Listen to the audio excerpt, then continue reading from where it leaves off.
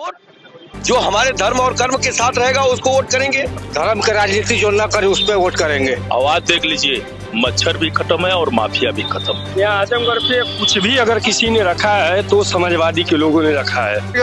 अभी अखिलेश जी बोलेंगे कि शिव जी की जटा से हम शिलान्यास कर गंगा जी को जमीन पिला दिए, तो ये क्या राजनीति को ले जा रहे हैं? समाजवादी के अलावा और कोई नहीं। दसों विधानसभा सीट इस बार जो है खिचड़ी सरकार। नमस्कार, NS0 में आप लोग का बहुत बहुत स्वागत है। मैं हूँ आपके साथ अभिषेक गुप्ता।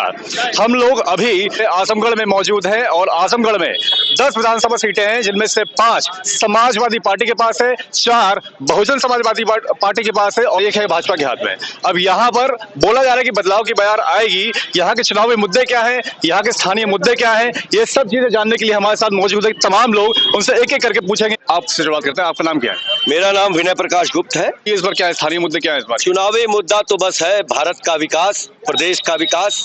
प्रदेश में धर्म और कर्म की सरकार चलनी चाहिए और विधर्मियों का नाश हो, प्राणियों में सद्भावना हो, जगत का कल्याण हो। इस भाव से ये प्रदेश आगे बढ़ेगा और धर्म और कर्म की सरकार चलेगी।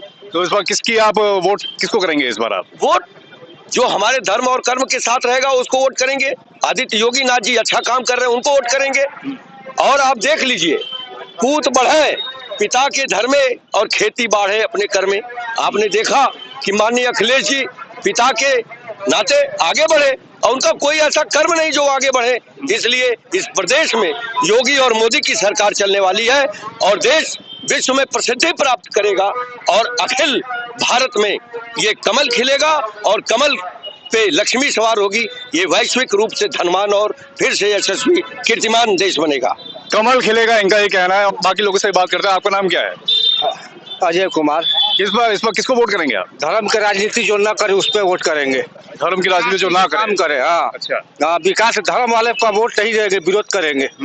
देश हमारा लोकतांत्रिक है, लोकतांत्रिक है। तो किसको इस बार आपका वो वोट जाएगा इस बार? देखा जाएगा, लेकिन जो धर्म की राजनीति न करे उसको देंगे वोट। तो 4-4.5 साल तो हो गए, अब तो आपने सारी चीजें देख ली होंगी। तो इस बार अब चुनाव 2 महीने ही दूर है, तो अब क्या लग रहा है कि इस बार किसको आप जिताएंगे? किसी को भी वोट देंगे, जो धर्म की राजनीति जो करेगा उसको नहीं देंगे। किसको करेंगे? अभी नहीं कर सकते।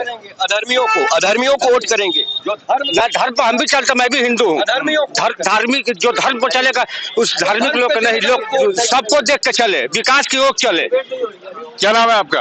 कमलेश यादव। किसको इस बार वोट करेंगे आप? हम तो समाजवादी पार्टी को वोट करेंगे। हाँ, उनकी सरकार में हुए थे, एम्बुलेंस चलाई थी, 108 नंबर, 102 नंबर, 100 नंबर 100 डाल चलाया और तमाम योजनाएं PGI आजमगढ़ में दिया उन्होंने और तमाम योजनाएं समाजवादी पार्टी ने दी हैं। जो अधूरे काम थे उनको भी पूरा करेंगे हम, फिर सरकार में आएंगे। समाजवादी पार्टी के बेहतरीन पूर्वांचल एक्सप्रेसवे आप देख रहे हैं, वो समाजवादी की देन है। तमाम ऐसे काम है जो समाजवादियों की देन है। पूर्वांचल एक्सप्रेस पे बोल रहे हैं कि समाजवादी पार्टी की देन है, क्या कहना है इस पे आपका? देखिए, पूर्वांचल एक्सप्रेसवे समाजवादी का नहीं, ये भारतीय जनता पार्टी की देन है। क्या नाम है आपका? हरिवंश मिश्रा मेरा नाम। दूसरा, मैं आपको बता दूं कि यहाँ पर आप देख लीजिए, जो छात्रों के लिए एक भी कॉलेज ऐसा नहीं था और इनकी सरकार सपा बसपा की कई वर्षों से थी, लेकिन ये लोगों ने उस पर ध्यान नहीं दिया। इग्नोर भी किया और विश्वविद्यालय नहीं चाहिए। आया हुआ यहाँ पे विश्वविद्यालय उसको भाई उठा ले गए थे। अगर किसी ने इसकी चिंता किया, यहाँ पे एक भी विधायक नहीं, हमारे एक विधायक केवल है, 9 इन लोगों के हैं, लेकिन इसके बाद भी बिना भेदभाव के यहाँ पे विश्वविद्यालय, राष्ट्रीय विश्वविद्यालय देने का काम परम पूज्य योगी आदित्यनाथ जी महाराज ने किया। दूसरा, यहाँ से कोई भी सब लोग कहते थे पहले कि अगर कहीं भी कोई घटना घटती है तो तार आजमगढ़ से जुड़ा रहता है। आवाज देख लीजिए, मच्छर भी खत्म है और माफिया भी खत्म। ये देन है तो योगी आदित्यनाथ जी महाराज की देन। कानून व्यवस्था का भी एक बहुत बड़ा मुद्दा है और इनका कहना है कि वो योगी आदित्यनाथ की वजह से काफी कंट्रोल में किया गया है। क्या कहना है आपका इसके बारे में? योगी आदित्यनाथ जी की सरकार अच्छे काम कर रही है। पिछली सरकार ने देश और समाज और राष्ट्र के लिए खतरा थी। उत्तर प्रदेश के पिछली जो मुख्यमंत्री थे अखिलेश यादव जी, पहले भारत के हमको लगता है पहले मुख्यमंत्री थे। जो कचहरी में बम ब्लास्ट हुआ था उत्तर प्रदेश में, उन आतंकवादियों को मुकदमा वापस करने का अपनी कैबिनेट में पास किए, लेकिन यहाँ की जो कोर्ट थी, सुप्रीम कोर्ट, हाई कोर्ट कह लीजिए, उनकी वजह से वो उनकी योजना फेल हो गई। ऐसे राष्ट्रद्रोही, समाजद्रोही को मेरा वोट नहीं जा सकता। दूसरा है जो विकास की बात है, विकास नरेंद्र मोदी जी की सरकार ने बहुत काम किया है। भारतीय जनता पार्टी के नेतृत्व की जो उत्तर प्रदेश की सरकार है, जैसे आजमगढ़ को ले लीजिए, आजमगढ़ के रोड के मामले में चारों तरफ से रोडों का जाल बिछ गया है।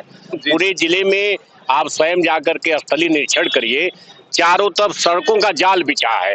और जब काम होता है, कुछ बना करके बिगड़ करके ही बनता है ना, तो पिछली सरकार ने बिगाड़ा था, इस सरकार ने बनाने का काम किया है और सड़कों का जाल बिछ रहा है। मैं आपको बता दूं, यहाँ पर यहाँ के विधायक जो है, करीब करीब 30 सालों से एक विधायक है माननीय दुर्गा प्रसाद यादव जी, उनकी आगे सड़क देख लीजिए कि जो वो स्वयं नहीं बनवा पाए। दूसरा, यहाँ पे बाढ़ आई थी, इसके बाद जितना जल जमा हुआ था, उनके लोग सारे सीवर बंद करके वहां पे मकान बना लिए गुंडई से, जिसको ध्वस्त करने का काम अभी दिया गया एप्लीकेशन ध्वस्त होने जा रहा है। तीसरा, मैं आपको बता दूं कि जितना भी बाढ़ में घूमना चाहिए, हमारे जनप्रतिनिधि पानी नहीं करवा रहे थे, इनके जनप्रतिनिधि और यहाँ के सांसद आराम से एसी में सो रहे थे। यहाँ तो इनके सांसद दिखे और न तो समाजवादी, जब इनके राष्ट्रीय अध्यक्ष समाजवादी पार्टी के एसी में सो रहे हैं तो उनके विधायक को काहे चिंता है। इसलिए मैं आपसे कहना चाहता हूँ कि वो भी, ये लोग वही सड़क अगर गड्ढा है तो वही सड़क है जिस सड़क पे इनका आवास है, स्वयं ये विधायक है, वो नहीं बनवा पा रहे, कहीं न कहीं ये विकास पे रोड़ा अटका रहे हैं। विकास पे रोड़ा अटकाया जा रहा है, इस पे क्या कहना है आपका? विकास पे कोई रोड़ा अटका नहीं सकता योगी आदित्यनाथ जी की सरकार में, चाहे वो कुछ भी कर ले। यहाँ से विधायक दुर्गा प्रसाद यादव जी है, बगल में बिलेरिया की चुंगी का सड़क था, डॉक्टर कलाम साहब आए थे, थोड़ा सा लेपिंग हो गई थी, उसके बाद 25 सालों तक उस सड़क को नहीं निर्माण किया गया। बगल में लिंक रोड था, उसको मैंने बनवाया। और उसके बाद आप देखिए मुकेरीगंज से जो आनंद अस्पताल वाली सड़क है, वो कितनी बढ़िया बन गई। आपको अगर सड़क के बारे में बताया जाता होगा तो कोर्ट से लेकर के हर्रा की चुंगी तक का बताया जाता होगा, जिसमें बहुत सारे जल जमाव के कारण और उसमें पाइपलाइन बिछाने के कारण वो सड़क रुक गई थी, नहीं तो उसी समय बन गई होती। अभी 80 लाख रुपए हमारे नगर पालिका ने दिया है, उसको बनने जा रहा है, बन रहा है। तो किसी भी निर्माण के पीछे पहले कुछ खराब चीज होती है, और बरसात में कोई सड़क नहीं बनती है, बरसात में इंतजार किया जाता है। अब वो निर्माण काम चालू है, उसी को बार बार बता करके सड़क खराब है, सड़क खराब है। अरे चारों तरफ देखिए ना, सड़कों का निर्माण है, सड़कों का जावाजाल है। आप इसको देखिए कि सड़क कितनी 6 लेन 4 लेन, और गांवों में सड़क बन रही है, लेपिंग हो रही है। विकास कार्य हो रहा है योगी आदित्यनाथ की सरकार में, ऐसा कहना है इन लोग का। और बताइए, आपका नाम क्या है? राजीव शुक्ला। राजीव शुक्ला जी, इस बार क्या लग रहा है, बदलाव की बयार आएगी? नहीं, यही सरकार जो चल रही है यही चलती रहेगी। बहुत अच्छी सरकार है, कानून व्यवस्था से लेके हर चीज में सरकार बहुत अच्छा कार्य कर रही है जी। महंगाई का एक बड़ा मुद्दा बोला जा रहा है, जहाँ हम लोग गए वहाँ पता गया है कि मतलब महंगाई चरम पे आ रही है इस सरकार में, क्या कहना है उसके बारे में? महंगाई का एक कारण ये भी है कि हमें 2 टर्म कोरोना महंगाई का एक मुख्य कारण ये भी है कि 2 टर्म कोरोना झेलना पड़ा, जिसके कारण लाखों कर्मचारियों से लेकर लाखों लोगों को बैठा कर सरकार को पैसा देना पड़ा। तो वो भी एक मुद्दा है, पर इतना बड़ा मुद्दा नहीं है कि जो है इसके लिए सरकार को वोट न किया जाए। इतना बड़ा मुद्दा नहीं है जिसके लिए सरकार को वोट ना किया जाए। उसमें भी 2 साल तक फ्री राशन देने का काम योगी आदित्यनाथ जी महाराज ने किया, फ्री राशन। दूसरा, तेल भी फ्री देने का कार्य किया है, नमक भी फ्री देने का काम किया है। पूरे 2 साल तक पूरे जन जन के घरों में चूल्हा जले, इसकी चिंता करते हुए योगी सरकार ने हर फ्री राशन देने का कर, हर वर्गों को कहीं भेदभाव नहीं, फ्री राशन देने का काम किया है, फिर बिजली देने का काम किया है। अब क्या चाहिए, कितना विकास चाहिए? भेदभाव नहीं हो रहा है, फ्री बिजली और सारी चीजें दी जा रही है उन लोग को। आइए आप भी आइए, बताइए क्या नाम है आपका? दीपक उपाध्याय। क्या कहना है इस बार, क्या रहेगा चुनाव में? इस बार जो है खिचड़ी सरकार बनेगी, किसी को खिचड़ी सरकार में कुल मिला जुलाकर विपक्ष जो है वो भी पूर्ण रूप से नहीं आएगा, भाजपा वो भी पूर्ण रूप से रहेगी, पूर्ण रूप से किसी की सरकार नहीं आएगी, पूर्ण बहुमत सरकार नहीं बनेगी, क्योंकि रोजगार की सबसे बड़ी समस्या है यूपी में रोजगार नहीं है युवाओं के पास। रोजगार सबसे बड़ा मुद्दा है। केवल मंदिर करके अगर कोई सरकार बनाना चाहे तो नहीं बन सकती। दूसरा मुद्दा यह है कि महंगाई से सारे लोग परेशान हैं, पूरी पब्लिक महंगाई से परेशान है। तो सबसे बड़ा मुद्दा महंगाई और बेरोजगारी है यूपी में। ये तो अभी कह रहे थे कि महंगाई कोई मुद्दा बहुत बड़ा नहीं है, उसकी वजह से मतलब ना वोट देना कोई दिक्कत नहीं। इनकी सरकार है, ये तो कहेंगे कि मुद्दा नहीं है, लेकिन कुल मिला जुला कर जो महंगाई बढ़ रही है और बेरोजगारी है, बेरोजगारी युवाओं से आप बात करेंगे तो उनकी सबसे बड़ी समस्या है कि बेरोजगारी। आप मंदिर में जाएंगे, आपको चढ़ाने के लिए पैसा चाहिए ना, प्रसाद खरीदने के लिए पैसा चाहिए ना, वो पैसा कहाँ से आएगा? आपको यहाँ से बनारस अगर जाना है तो आपको कम से कम 200-300 रुपए किराया चाहिए, फिर आप मंदिर में जाएंगे। तो मंदिर तक जाने के लिए कम से कम वो किराए की व्यवस्था होनी चाहिए। युवाओं के पास पैसा नहीं तो मंदिर में जाएंगे कैसे? खिचड़ी की सरकार अगर आप कह रहे हैं, जैसे गठबंधन का आपने जिक्र किया, तो गठबंधन इस बार क्या लग रहा है कि इस बार पार करवा, मतलब समाजवादी पार्टी ने भी सुभाषपा और छोटे दलों से भी गठबंधन किया है, तो क्या लग रहा है इस बार भाजपा का भी गठबंधन किसी बड़े दल से हो सकता है या छोटे किसी और दल से हो सकता है? की बात करें तो मायावती शायद उनके साथ जा सकती है, क्योंकि मायावती की सीटें कहीं दिखाई नहीं दे रही। मायावती की जो है सरकार जो है कहीं पर दिखाई नहीं दे रही। 20 से ज्यादा उनको विधायक नहीं मिल रहा और जिस सीट नहीं मिलने वाली है। गठबंधन का असर रहेगा इस बार, मतलब कोई पूर्व बहुमत की सरकार किसी की? हाँ, गठबंधन रहेगा। पूर्व बहुमत की सरकार नहीं आएगी, क्या कहना है? पूर्व मुख्यमंत्री जी हमेशा देख रहे हैं, हम टीवी पे क्रेडिट लेने की होड़ में है। हम पूर्वांचल एक्सप्रेसवे को अपने टाइम में बनते समय देखे हैं। ये योगी सरकार ने बना है। यमुना एक्सप्रेसवे को देखा जाए, मायावती जी ने बनवाया। आगरा लखनऊ का उन्होंने मतलब कि उनका ड्रीम प्रोजेक्ट था, अखिलेश ने बनवाया। तो मायावती जी ने थोड़ी कहा कि ये हमारा है, आप क्यों बनवा रहे हैं? तो ये राजनीति को कहाँ लेके जा रहे हैं? ये अगर एक्सप्रेसवे योगी जी बनवाए हैं, पूरा जमीन अधिग्रहण किए, मान लीजिए इन्होंने 20% किया, हम मान रहे हैं, लेकिन क्रेडिट योगी सरकार जानी चाहिए। अभी बोल रहे हैं काशी विश्वनाथ को लेके, कह रहे हैं अखिलेश जी की हम इसका DPR तय किए थे, तो बनवाया मोदी जी ने। मोदी जी गंगा स्नान करने गए, अभी अखिलेश जी बोलेंगे कि शिव जी की जटा में से हम शिलान्यास कर गंगा जी को जमीन पे ला दिए। तो ये कहाँ राजनीति को ले जा रहे हैं पूरा काम? और रही बात महंगाई की, भाजपा सरकार में इतने सारे प्रोजेक्ट देश में चल रहे हैं, चाहे DFC देख लीजिए, जो रेलवे का प्रोजेक्ट चल रहा है, मालगाड़ी का जो लाइन बन रहा है, और हाईवे बन रहा है। अभी गंगा एक्सप्रेसवे का 18 तारीख को मोदी जी आ रहे हैं, वहाँ शाहजहांपुर में आ रहे हैं। सरजू नहर परियोजना चल रही है। जब अधिक से अधिक प्रोजेक्ट चल रहे हैं लाखों करोड़ों के, और कोरोना से देश भरा अभी है, तो महंगाई तो स्वाभाविक है बढ़नी। तो इसके लिए हम वोट भाजपा को न करें, ये तो बेवकूफी हमारी होगी। बेवकूफी होगी हमारी, ये चीज बोला गया है। नाम क्या आपका? रविशंकर तिवारी। इस पर क्या लग रहा है आपको कि क्या रहेगा चुनावी माहौल? बहुमत की सरकार बनेगी और विकास के मुद्दे पर वोट पड़ेगा। आजमगढ़ की बात करें तो आजमगढ़ में तमाम विकास के कार्य इस सरकार ने किए। आप पूर्वांचल एक्सप्रेसवे देख लीजिए, जिसका अभी लोकार्पण हुआ है।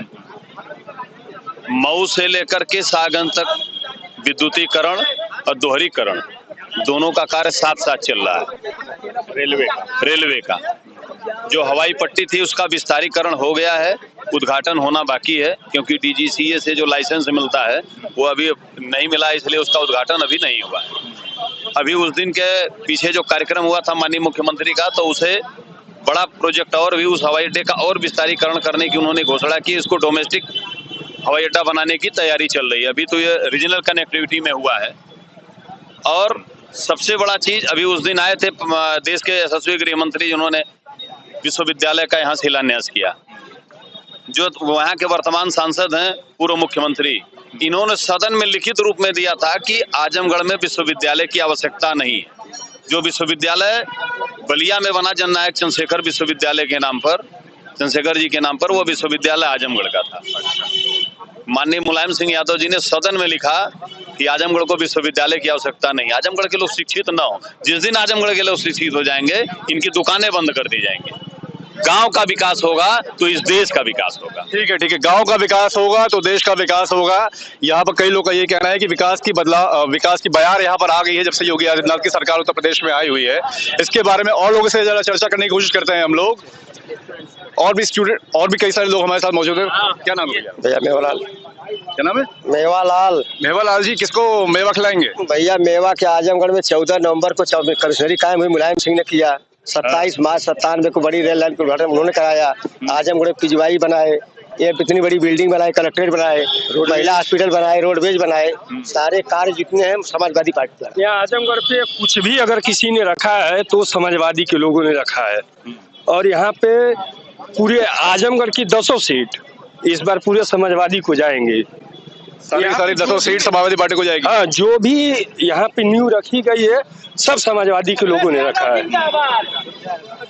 समाजवादी पार्टी ने यहाँ पर विकास की नींव रखी हुई है, एक भाई का ये भी कहना है। यहाँ पर और भी लोगों से बात करते हैं, कई सारे लोग यहाँ पर मौजूद हो गए हैं। भैया क्या नाम है आपका? विजय कुमार यादव। इस बार किसको वोट करेंगे? समाजवादी पार्टी को। माननीय दुर्गा प्रसाद। योगी सरकार से संतुष्ट नहीं है?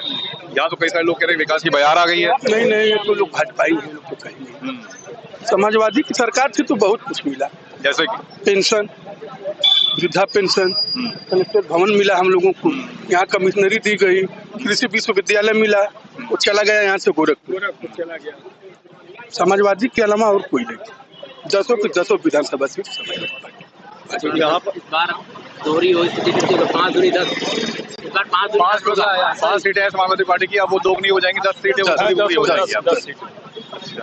क्या भाई पढ़ाई करते हैं क्या आप? समाजवादी पार्टी को वोट देंगे हम लोग। समाजवादी पार्टी को सपा को माननीय मुलायम सिंह यादव को, अखिलेश यादव को। अच्छा, चलिए। सपावादी को। ये लोग तो कह रहे हैं कि भैया योगी सरकार में बदलाव की बयार आई है, हम लोग माननीय मुख्यमंत्री अखिलेश यादव को सपोर्ट करेंगे। और अखिलेश यादव को नवयुवक का वही सोच है कि अखिलेश यादव को मुख्यमंत्री फिर दोबारा जाना बनाने हैं 2022 में। मुख्यमंत्री बनाएंगे दोबारा अखिलेश यादव को। 4 बजे भोर तक राष्ट्रीय अध्यक्ष जी लखनऊ पहुंचते हैं। इसका साफ साफ मतलब ये होता है कि इस बार उत्तर प्रदेश में खदेड़ा होगा। खदेड़ा हो गए। यहाँ का जितनी खदेड़ा जनता है उत्तर प्रदेश की, वो बता दी। क्या कहना है इस बार क्या होगा? आप सभी बातचीत की थी, आपने तो कई सारी चीजें बताई, कुछ और जोड़ना चाहेंगे?